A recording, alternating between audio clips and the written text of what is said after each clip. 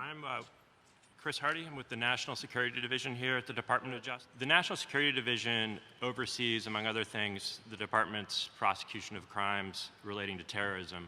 We work closely with the FBI in terrorism investigations and with the intelligence community. These include crimes involving international terrorism, such as committed by groups such as ISIS, and also domestic terrorism. Terrorist groups like ISIS and Al-Qaeda are hate groups. They all advocate anti-Semitic violence. We're committed to using our counterterrorism tools and our expertise to counter terrorist violence that is inspired by hate. We work closely with the criminal division, where crimes involving hate also involve terrorism, including domestic terrorism.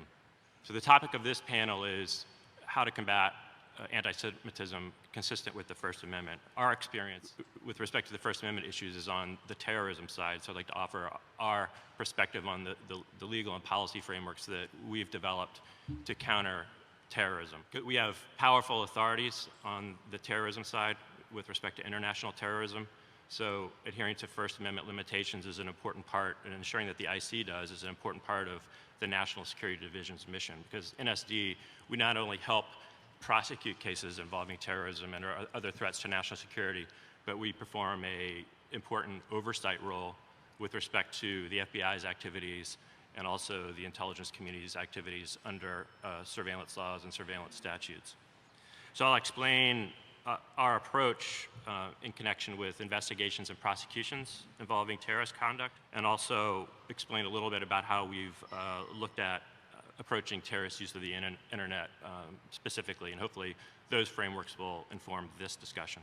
So a core principle guiding the department, and including the FBI and also the intelligence community under guidelines that apply to FBI's intelligence activities and also its domestic law enforcement activities, is you cannot open an investigation or monitor conduct based solely on protected speech, the speech that would be protected under the First Amendment.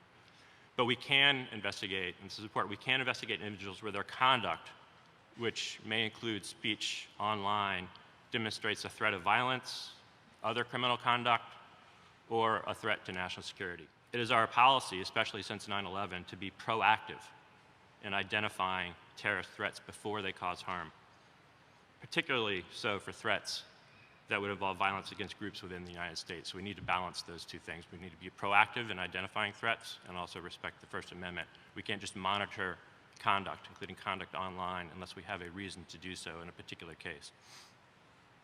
So although one's beliefs, no matter how abhorrent, are protected by the First Amendment, we can take action where an individual engages in conduct that constitutes an imminent threat of violence or incitement to violence or solicitation of a crime. And we have examples of cases where we've pursued those types of cases over the years, including the Revolution Muslim case back in 2012 and others. With respect to social media, this has been a significant focus of not just the Department of Justice, but the government overall after the rise of ISIS, and there was a lot of attention paid to it in 2015. We're seeing some of the same types of policy and legal issues come up in the foreign interference context with respect to Russian interference online and those types of issues. So it's not a problem that's just a terrorism problem. We're seeing, as groups use social media and the internet to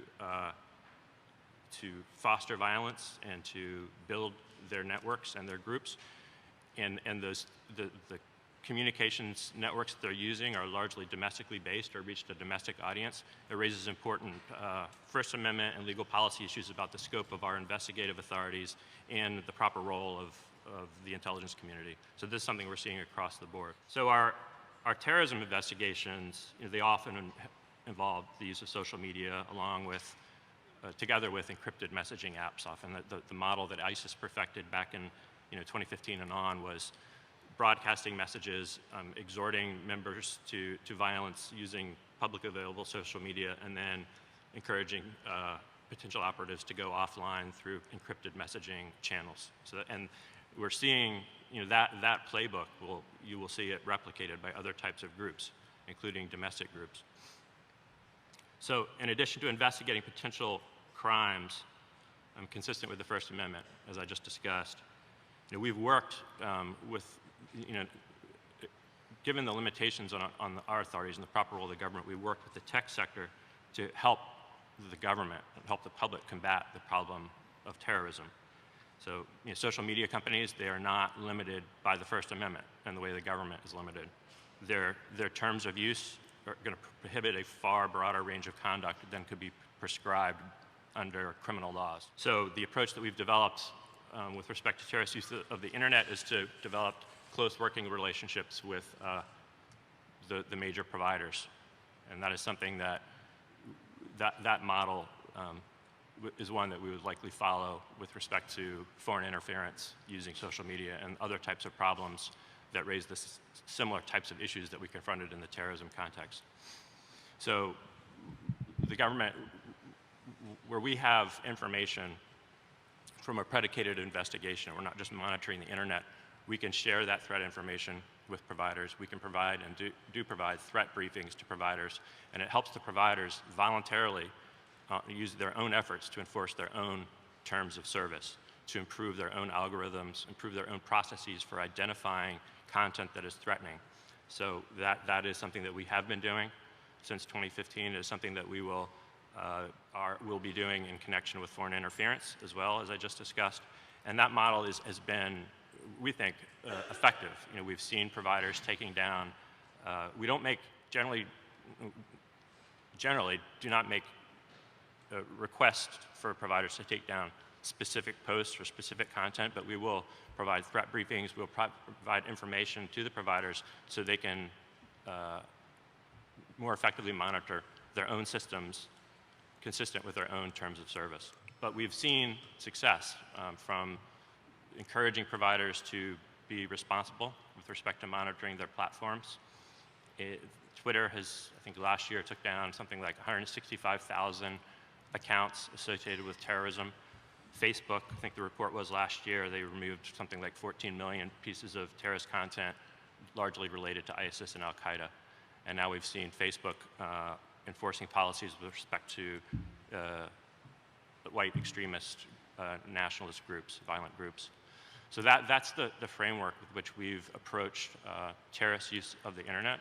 But it points to, whether it's terrorist use of the internet using domestic, largely domestic platforms like Facebook or Twitter, or foreign interference, the same thing. The policy issue that we confront is historically, our authorities on the intelligence side they're constrained because they generally look outside the United States and at particular designated groups. And so you can share information, but you're not doing it based on monitoring the internet in the United States. You're seeing, if you have surveillance on a group outside the United States, you're seeing connections to that group and their activities that might identify individuals in the United States that then could lead to a predicated investigation. That might lead to information that you could then share. But the issues are very different when you're talking about purely domestic groups and domestic conduct in terms of the authorities that we can bring to bear, and they raise different policy issues about what the proper role of the government is. So it's very important, in light of some of those limitations, for the government to have strong partnerships with civil society, private sector. It's very important to the work that Memory is doing. And we can be partners, and there's nothing, we can speak as the government to providers.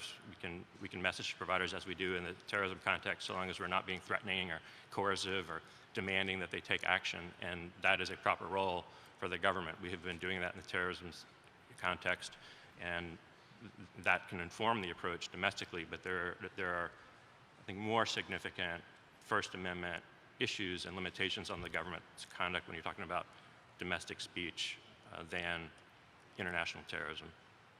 So that's the framework that we've been following in those areas.